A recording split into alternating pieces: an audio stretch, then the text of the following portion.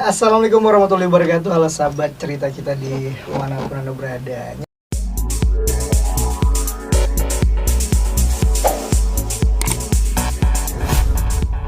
Nyantai Mas Arif ya. Hari ini kita kembali lagi hadir untuk menemani sahabat cerita kita. Ditemani oleh rekan senior saya. Senior enggak terlalu senior kali ya. Bener. Yang senior tuh satu lagi lah ya. Satu lagi tuh. Oke. Jadi hari ini kita bakal ngobrol sedikit lah ya. Boleh. Kita bakal ngobrol tentang ya, karena hobi beliau ini nggak bukan musik, ya kan. Cerita sedikit lah tentang musik ini, apa sih sebenarnya musik, atau apalagi sekarang kita nengok di Indonesia ini musik-musik dalam negeri agak sedikit down gitu loh, karena nggak pernah lagi kedengaran album-album baru, musisi-musisi baru yang bermunculan gitu loh Mas. Sekarang ini sepertinya lagi booming musisi-musisi cover. Oh bener. Betul nggak sih?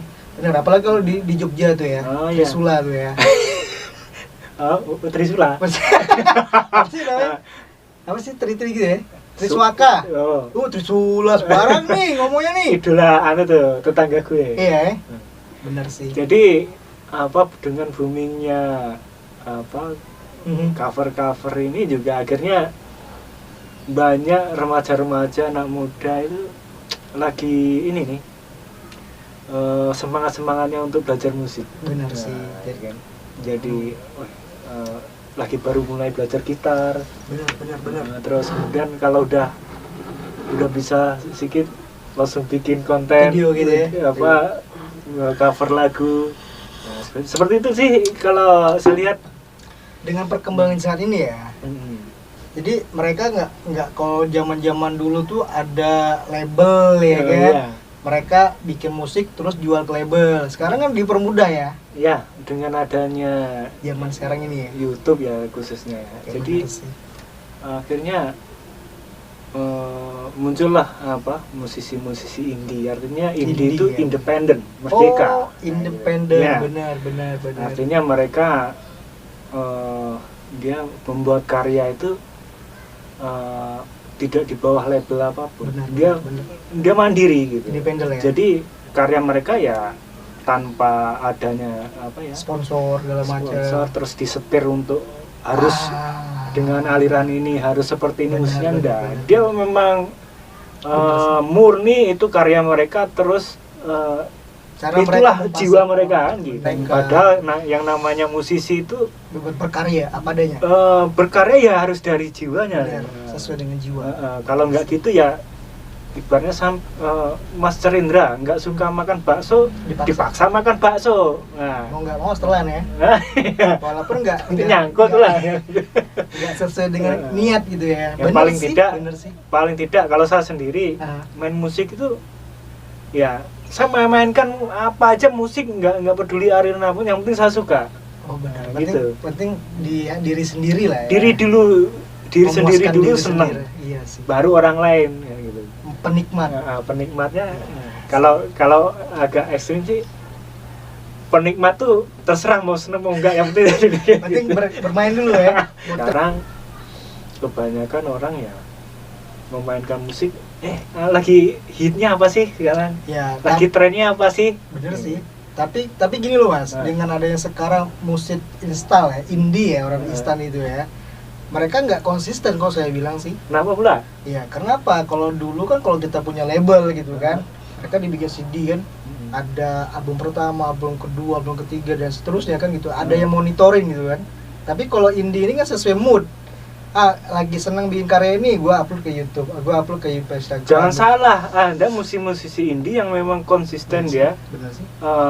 Dia langsung semangat untuk membuat album. Cuman nggak tahu ya sekarang, kalau dulu bentuk satu album itu bisa berupa kaset, CD. Kalau sekarang nggak tahu seperti apa.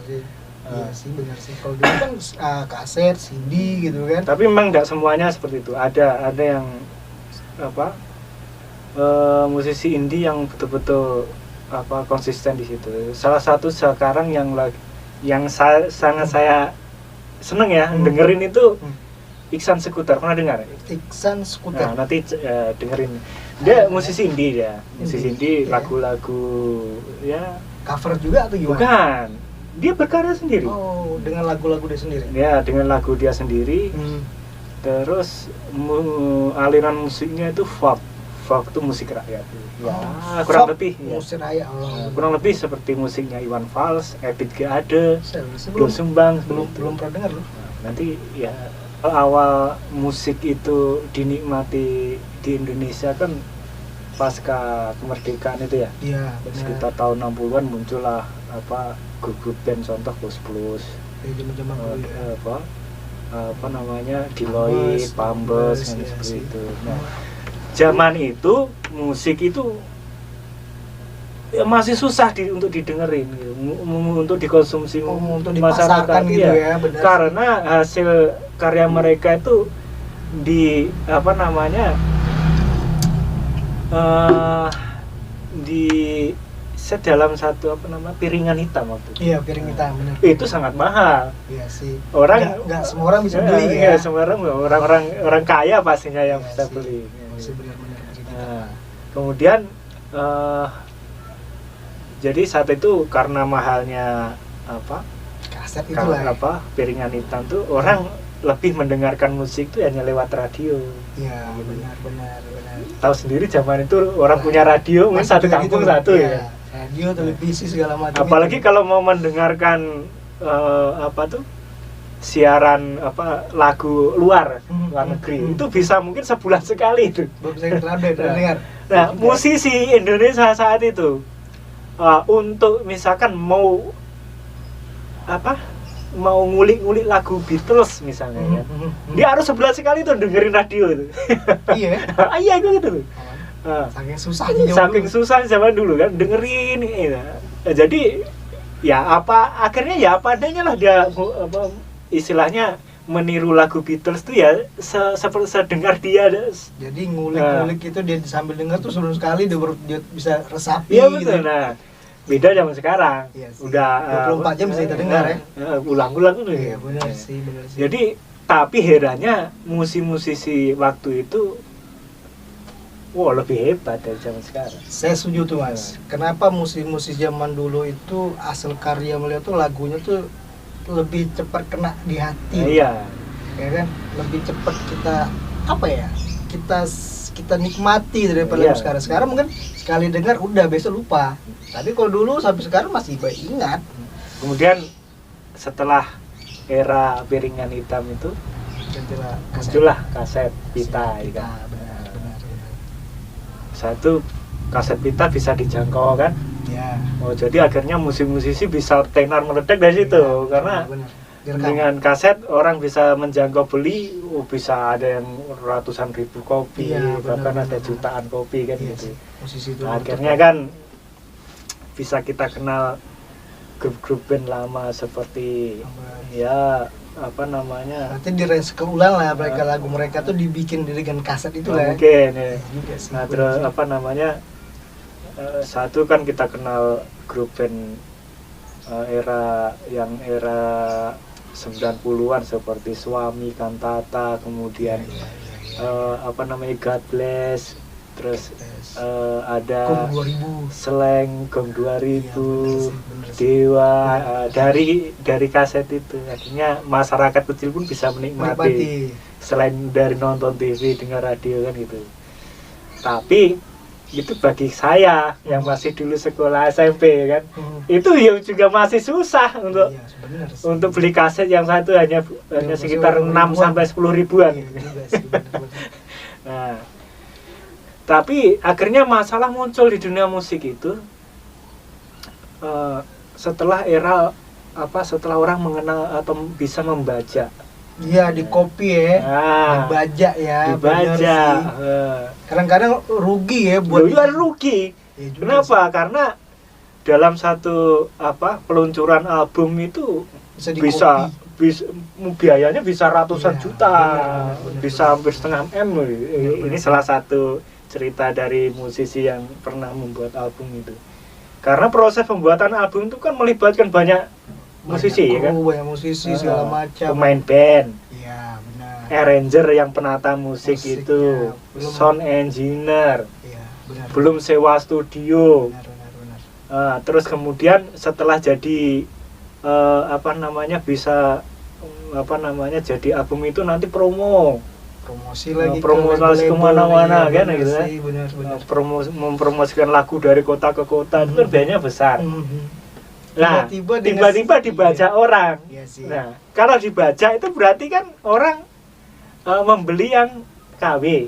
Iyalah, Ya. yang tahu harga lebih terjangkau ya. Harga lebih murah. Iya juga sih. Harganya yang asli 10.000 mungkin yang baca 5.000. Bisa jadi ya, benar.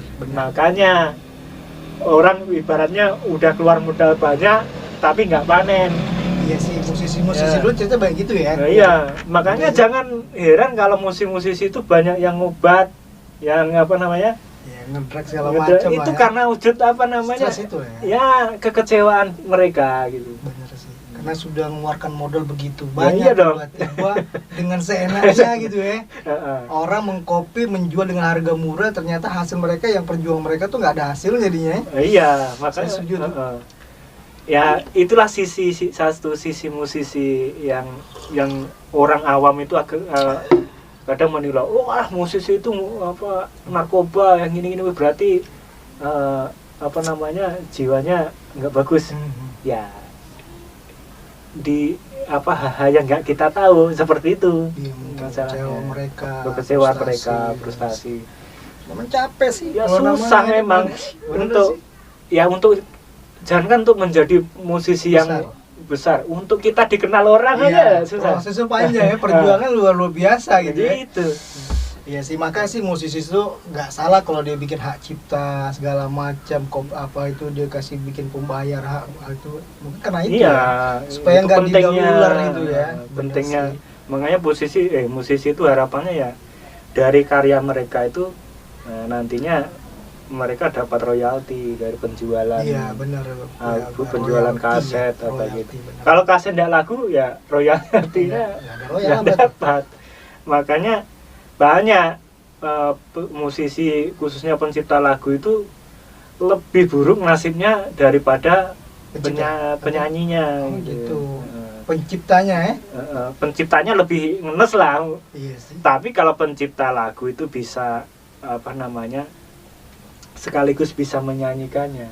Mungkin dia lebih enak dia lebih ini. Kalau hanya dia cuma bisa berkarya mencipta lagu, mungkin penyanyi bisa lah terkenal gitu kan. Penyanyi bisa lebih terkenal dan bisa lebih pencipta daripada penciptanya itu. Tapi benar juga. Nasib mereka lebih buruk dari yang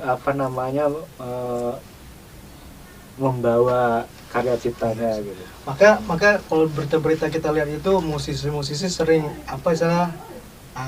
ada berita laporan kan, di copyright, di copy paste gitu, dibajak hasilnya. Ya, iya dong. Wajar mereka tuh. Iya, yang ngenes zaman sekarang itu kan. Iya juga sih. Kita tahu-taunya, woi lagu yang baru ini yang viral nih.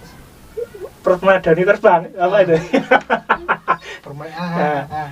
Nah, itu kan banyak orang siapa sih penyanyi aslinya kan nggak tahu. Nggak tahu, benar. Taunya yang cover ya kan? Iya. Yang cover sekarang, yang lebih cover. terkenal Yang lebih terkenal. Sebenarnya penyanyi aslinya ada. Ada. Iya sih. Sebenarnya kita sebagai manusia masyarakat awam nih seharusnya menghargai hasil karya ini Mas ya. Jangan beli yang bajakan kalau bisa ya.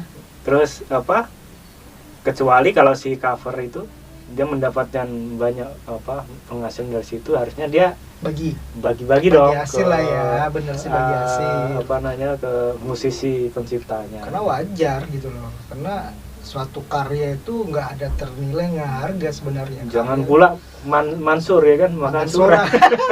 Kebanyakan sekarang itu mah ada kaya kan, untung kan, jadi makan dari hasil karya orang kan gitu. Sedap sebenarnya. Ya, saya sih tukang cover juga sebenarnya. Tapi kan nggak kenal orangnya. Bukan, maksudnya kan kita nggak dapat duit dari situ. Cuman iseng-iseng main di kafe misalkan.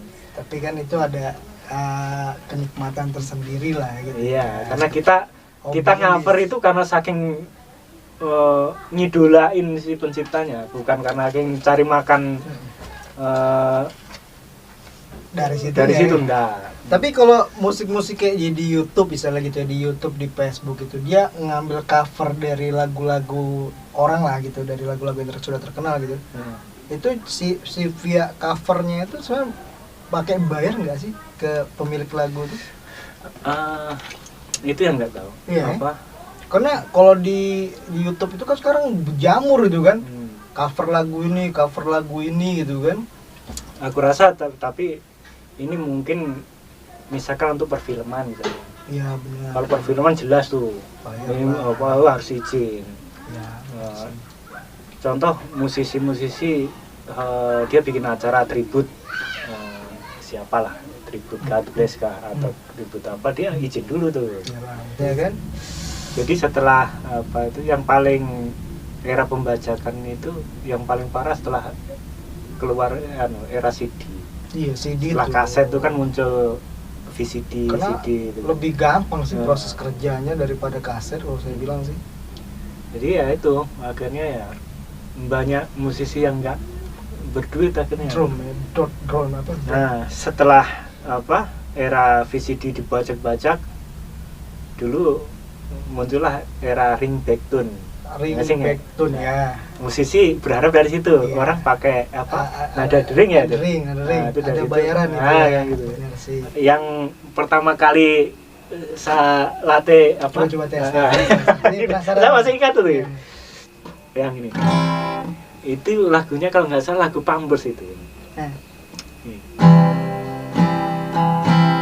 Awal. Iya.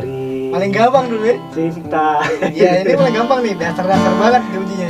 Liku tanpa bahagia. Ayo senengnya wah main tampun itu. Benar. Karena lagu-lagu zaman dulu itu kuncinya memang dasar-dasar. Kalau sekarang udah pakai gantung-gantung, orang gantung ya. Yap. Orang dulu bisa kunci C, F, G itu udah bisa macam-macam lagu gitu. Udah bisa dibawa. Saya masih ingat tuh. Yang ini. Itu lagunya kalau nggak salah lagu Pampers itu. Awal. Iya. Paling gampang dulu ya. Cinta. Ya ini paling gampang nih, dasar-dasar banget kuncinya. Liku tanpa bahagia. Ayo senengnya wah main tampun itu. Benar. Karena lagu-lagu zaman dulu itu kuncinya memang dasar-dasar. Kalau sekarang udah pakai gantung-gantung, orang gantung ya. Yap. Orang dulu bisa kunci C, F, G itu udah bisa macam-macam lagu gitu. Udah bisa dibawa. Iya juga. Tentunya ya lagu-lagu yang mudah-mudah dulu. Jadi kita biar kita cover lah satu lagu yang mungkin bisa dikategori lagu yang sangat berfavorit lah, sangat istimewa lah buat Mas Arif ya. Oke. Mudah-mudahan dapat izin nanti kita cover nih. Yang penting bukan kita bukan cari uang ya. Iya benar, untuk cover aja kita sih. Kita saking mengidolakan yang membuat lagu ini. Gitu. Yes, keren. Oke, ini lagu tentang sahabat. Ya kerinduan kita tentang sahabat-sahabat kita. Saya setuju. Gak ada judulnya nih. Nggak ada judul? Judulnya belum ada judul. Lagi One Palace nih, tahun 92. Oke.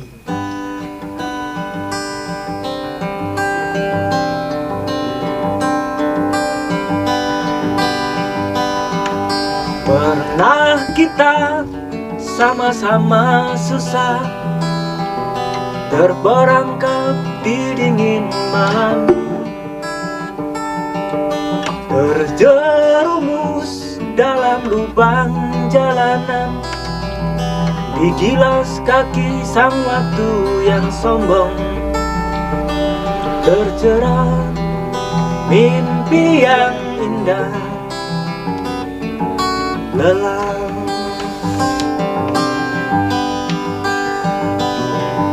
Pernah kita sama-sama rasakan panasnya mentari hanguskan hati, sampai saat kita nyaris tak percaya bahwa roda nasib memang berputar. Sahabat, masih ingatkah kau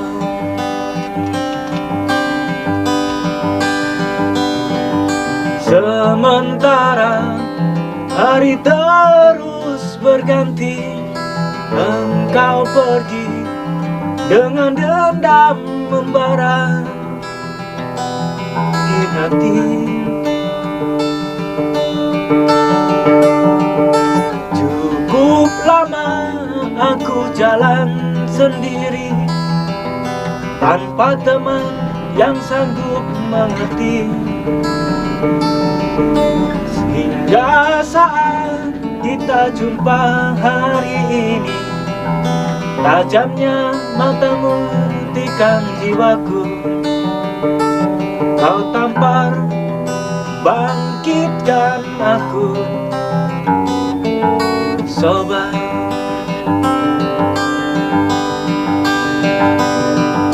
Sementara hari terus berganti, engkau pergi dengan dendam membara di hati.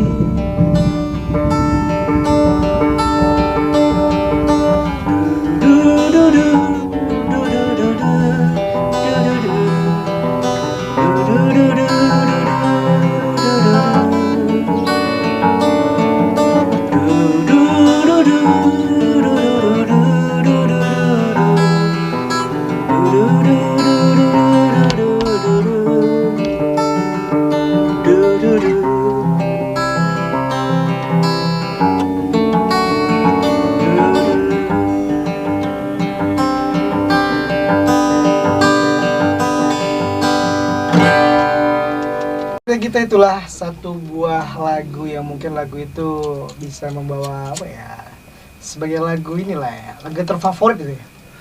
Iya. Ya salah satu lah, salah satu lagu favorit. Karena memang sih kalau kita tahu sendiri lah, Mas Arif ini orangnya memang apa ya, salah satu sahabat Oi lah. Karena beliau ini memang terinspirasi dari Iwan Fals ya kan. Oke sahabat cerita kita, mungkin obrolan kita ini seru banget ya tentang musik, karena Mas Arif ini orangnya mungkin soal musik lebih banyak tahu lah daripada teman-teman di luar sana lah. Semoga nanti bisa menjadi inspirasi, dan nanti siapa tahu Mas kita bikin konser lah. Kita kadang-kadang kita main di luar, di tempat-tempat mana gitu, kita bikin video. Boleh. Ya kan, kita bikin video tentang apa, alam lah. Kita sekarang mempromosikan tempat-tempat di Bintan ya kan. Kita bikin wisata gitu loh, kita jalan cari tempat yang menurut kita lebih keren gitu, kita duduk sana, kita bikin video. Boleh. Jadi ya kan? Sekalian refreshing gitu kan. Nah, jadi kita bikin podcastnya di luar. Ya kayak gitu harusnya. Ya kan, kita bikin podcast di luar, kita sambil kita main musik, sambil kita bercerita lah tentang inilah Bintan yang sesungguhnya. Karena sebenarnya musik dan alam itu harus menyatu. Oke. Banyak musisi yang bisa berkarya karena inspirasi dari alam. Saya setuju itu. Oke, kayaknya sudah cukup panjang sebenarnya, nggak terasa ya. Dasar ya. Oke, mudah-mudahan obrolan singkat ini obrolan yang memberi kita kisah tentang musik lah, menginspirasikan, mengingat kembali, memflashback musisi-musisi tanah air. Semoga kedepannya kita seperti dulu lagi di tahun-tahun 90-an, musisi-musisi ini kembali hadir, kembali jaya lagi. Kembali jaya, kembali memberikan memberikan sesuatu yang untuk anak-anak sekarang lah.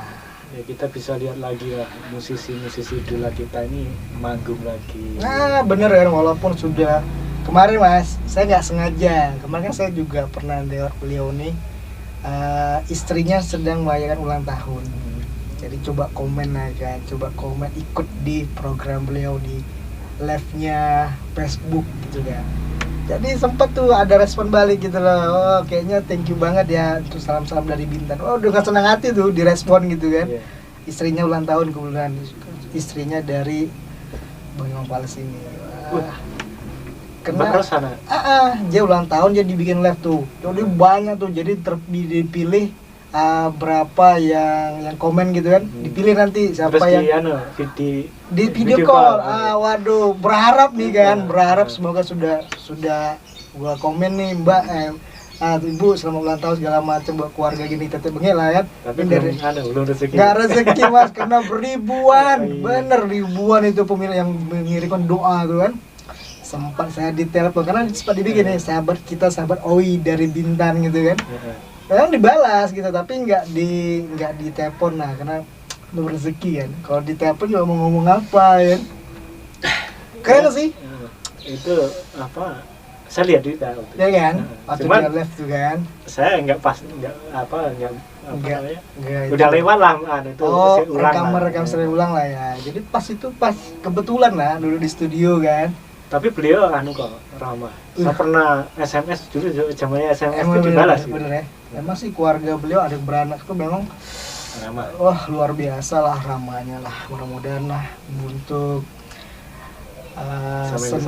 senior kita lah ya kan.